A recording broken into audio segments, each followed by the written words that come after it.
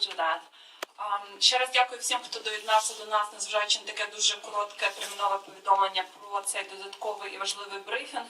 Я дуже рада запросити зараз і вітати в Українському кризовому медіа-центрі старшого сенатора Джеймса Інгоуфа з Комітету з питань озброєнь Америки. Dear ladies and gentlemen, thank you so much for joining us despite this very short alert, and very much delighted to invite Senior Senator James Inhofe, the U.S. Army Services Committee Chair. Without any further ado, Mr. Inhofe, you are very welcome. This is very impressive.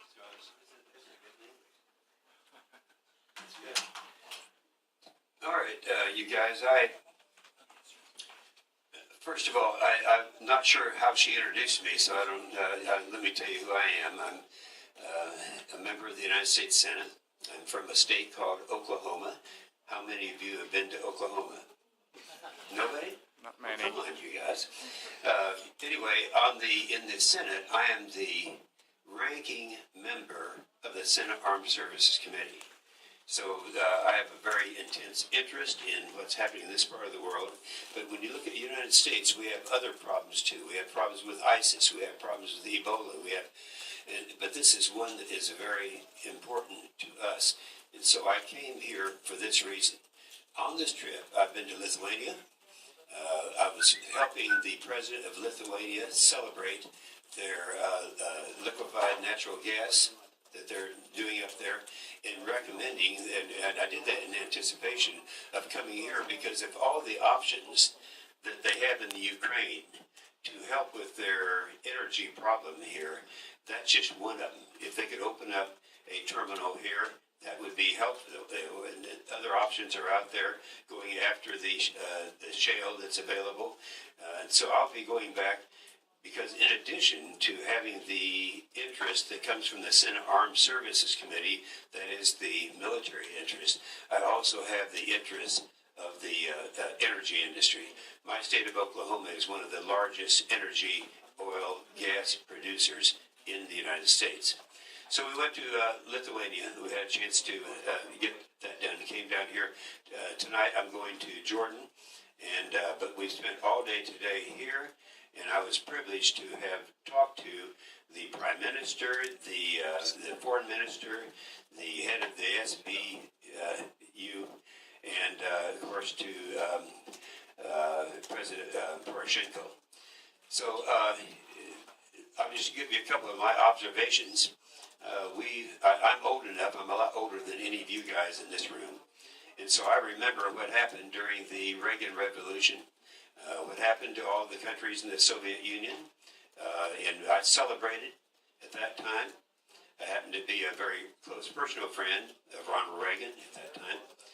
And so we all rejoiced. I've been very disturbed about President Putin, what he has been doing since the time that he started everything taking place here and elsewhere. Right before the Winter Olympics, I was at in Jordan, where else was I there?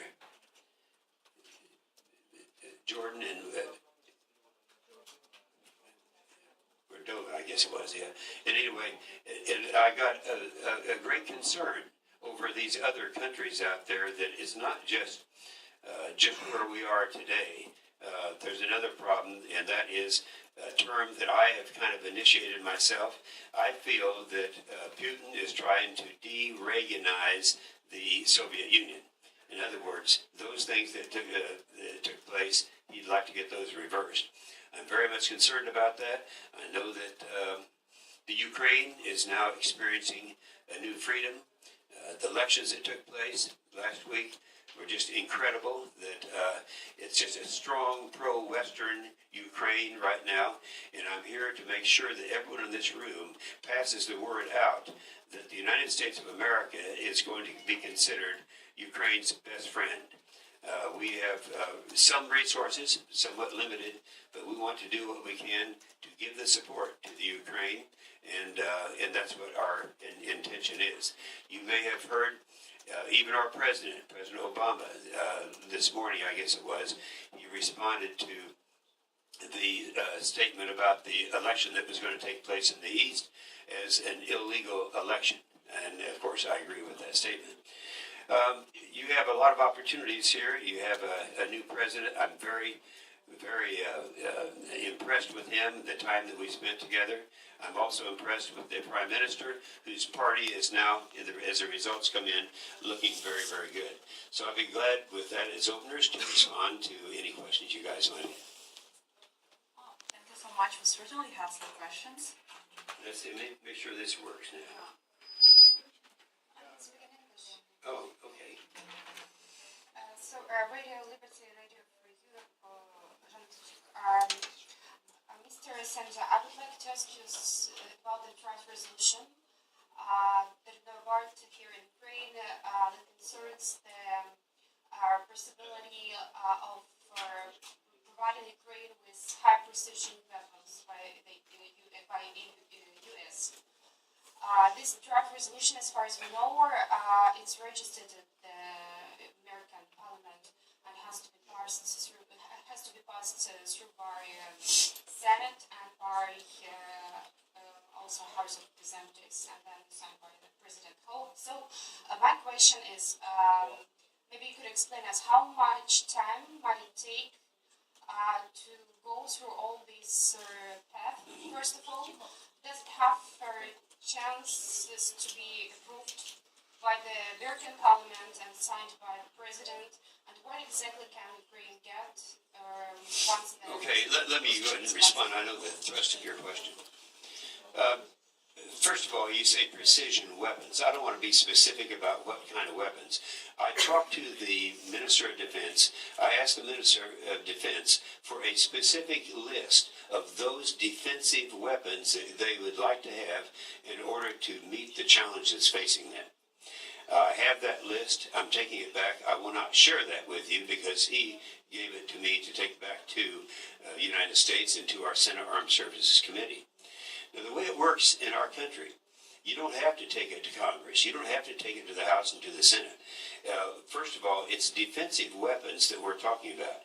And these defensive weapons can be done without additional legislation.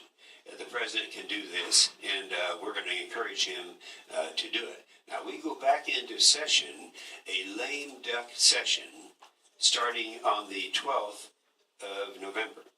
And when we do that, if the President, for some reason, does not get something like this done, we will make every effort through our committees to make sure it does happen. So to answer your question on the timing, it could be as short as 4 or 5 days, and it could be as long as 14th. It would be 2.5 weeks.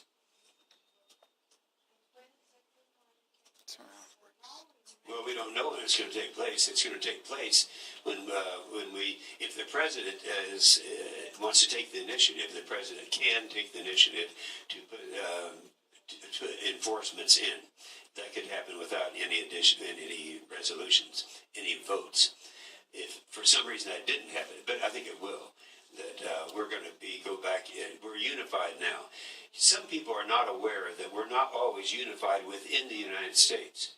I'm a much more hawkish person than the President Obama is. We have different personalities. That's what America is all about. It's a representative government. But we do deal with the majority, and I'm very convinced that we have a majority of the people, not just in the military, not just in government, but in America, who want to have as a top priority to help this great new freedom that has taken place as a result of your elections become a reality and reject the returning to the old type of Soviet Union. We have one more question from here. Yeah, thanks. My name is Valery Drutenko. I'm from Spilno Bachania. Recently, who do you represent? Civil Society Internet Channel. We've been Spilno Bachania, Spilno TV. Oh, okay. That's fine. Yeah, we were among the ones who've been broadcasting Maidan live through all of the time. Recently, Stratfor has published a paper which was meant to encourage the US defense authorities to begin to elaborate the Black Sea strategy, pointing that the reason, one of the natural reasons why America cannot intrude into the situation in the eastern Ukraine is that it doesn't have any facilities in the neighborhood, so the Ukrainians typically consider it as a no-one's land. And also they would join both the ISIS and the Ukrainian problem into the one single strategy called Black Sea Strategy. They have been referring that the United States have Caribbean defense strategy and the Pacific defense strategy. And there is a need to, definitely, a need to elaborate a Black Sea strategy. Based on what you know, is this just a theory, or it starts taking hold and becoming more formal approach within the official government? I think what you're suggesting is something that's based on a flawed philosophy or premise, and that is, I didn't come here to say that the United States of America is going to be in any way directly involved in military activity. We're talking about supporting one of our strongest allies, the Ukraine. We'll support them in a way that they feel is going to be most meaningful to them, and we will not be involved in any type of combat. Obviously, we have limited capabilities ourselves. Yeah, thanks. We have one more question here. Hi, Mr. Senator. My name's Chris. I work here at the Center, and I'm wondering if you could comment on elections. And as I'm sure you know, the Republican Party is widely expected to win a majority in the House as well as the Senate, and how this might change. So elections in my country. In your, I'm actually American too, so my country as well. How this might affect policy towards Ukraine. Oh, I can do that, yes. I hope everyone's listening to the question. I'll repeat it in case you didn't. He's asking me what's going to happen a week from today in the elections that take place in the United States. It happens, as you all know, because you're all very intelligent, sophisticated people, that we have a United States Senate and a House. The House stands for election every 2 years. All House members will be up. The Senate every 6 years. That means a third of the Senate will be up. At the present time, we, the Republicans, I am a conservative Republican, the majority in the Senate are Democrats. In order to become a majority, we have to win a net of 6 seats. Well, we won't win a net of 6 seats. We'll win a net of 8 seats. And so the Republicans will become the majority, and you will see a difference in the approach of things. The Republicans, quite frankly, are much more national security oriented. We're much stronger in terms of a strong national defense, and you're going to see that reflected in what happens. Now, you could ask the question. Well, of course, you will have a majority in the Senate. You will not have a veto-proof majority. That's true. However, there will be a lot of Democrats that would join us and are in agreement with us, and that would probably, I would predict, and remember, you heard it here first, you'll see some vetoes that are overridden. So I think you're going to see a change in the United States Senate, which will have the effect of a change in American policy. We have one more question from Ukraine. Senator, we have to watch the time a little bit. Yeah, we'll be fine. Yes. Добрий день, мене звати Станіслав Фещенко, я кореспондент телеканалу 1+1. Should I use this? We'll see if this works. Повторити, так? Yes. Добрий день, мене звати Станіслав Фещенко, я кореспондент телеканалу 1+1 місто Київ. Пане Інгоуф, чи можете ви озвучити вашу реальну мету візиту в Україну, чи той список зі зброєю, який передав вам міністр оборони, чи може бути він реально реалізований і надісланий сюди до України, чи ви приїхали сюди просто задля самопіару, скажімо? Дякую. Okay, what you're asking if I'm here to organize some PR campaign for myself. Let me assure you, when I said that a third of the Senate are up for re-election, I'm one of those. And probably it would not be a very popular thing for people at home to know that instead of running my own election that takes place a week from today, that I'm over here. And obviously, I hope you understand that is not the situation. As far as the list that was given to us by the Minister of Defense, we have limited resources. And so our hope, and I'm going to say our hope, I speak for most Americans and for those in the political system in the House and the Senate, that we'll be able to be of great help to Ukraine. And not that they give us a wish list and we give them everything they want, but the fact that we'll give them everything that we feel with our limited resources to help our best friend. Do we have Я перепрошую, пан Обама чітко сказав ні кілька разів. Чи може він змінити свою думку під тиском, скажімо, вашого комітету? No, I don't think that. Times change. He doesn't have. People have changed. I don't know what you're talking about when you said he said no several times, because last night or this morning, in response to what he referred to as the illegal election that could be taking place in the East, that's something that he would not have said a week ago, a week before that, or a year ago. So people do change. We feel that we have support for Ukraine in the United States Senate, the United States House. We'll go back and we'll act accordingly. Can we take one more question, Mr. Santoro? Yes, of course. Thanks for coming and for your speech. I'm Nikolai Воробьев, Ukrainian political and military journalist. I spent a lot of time on the Eastern Front line. And I have two short questions. The first is, I met like a lot of guys like on the ground, and there is a lot of like misunderstanding in informational exchange between Western countries and what happens on the ground. What especially your source, informational source, which you receive about the situation on the Eastern Front? Is it CNN or maybe some intelligence? I don't know. And it was the first question, sorry. And the second question, what do you expect from new Ukrainian government? How can you evaluate its aspirations to get something? Because I've heard when Poroshenka came to the United States, it was the last day before these congressional senators went just to vacations or something using their campaign. How do you evaluate like our aspirations to get some support from Okay, your question number one is what's my source? My source isn't any single source. Yes, we do get it from the media, but we also get it from the intelligence, not just our intelligence, but our allies in their intelligence. And so we try to draw a conclusion as to what the truth is. I've heard a lot of various messages as to what's happening in the East. I've heard just recently that there are some identifiable Russian soldiers that are very close by there. I think there may be some truth to that, but what we have to do is the same thing that you have to do. That is weigh very carefully, though, from all the information sources that we have and try to determine what the truth is. We've always done that. We'll continue to do it. Now, as far as what we would expect in terms of the government and what they would expect from us.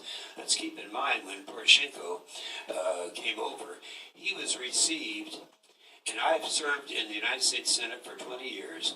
I've gone to a joint session of the legislature more than once each year for those 20 years. I've never seen one person received more favorably than Poroshenka was received by the members of the House and the Senate in the United States. I think you're going to see us looking at him as a very rare person. He's demonstrated that to us, who has the intelligence, the capability to be an excellent partner of ours. We plan to support him as best we can, and I believe that's going to happen. Mr. Santoro, the last one question for me then. Mr. Poroshenko the President Poroshenko has a big credit of trust and appreciation from U.S. So what would be the piece of advice that you would like to give to the fresh Ukrainian government and parliament? Okay, the advice that I would give to this new government, and it is a new government, and it is a government that was overwhelmingly elected, and it's pro-Western, and that makes me very happy, is that there has been corruption in Ukraine. There have been problems in Ukraine. And we have a team that I spoke to almost every member of that team today, individually, and some of them collectively, including the president. And I advised them, I said, start your reforms. Get busy on the reforms, because there's a lot of people out in the world who don't believe you're going to be able to do that. We believe you will, and you're going to be our partner, and you're going to see a new Ukraine and a free Ukraine, and we'll all rejoice. This is a very great closing line. Thank you so much, Senator, for making it out to us. Thank you so much. Thank you very much.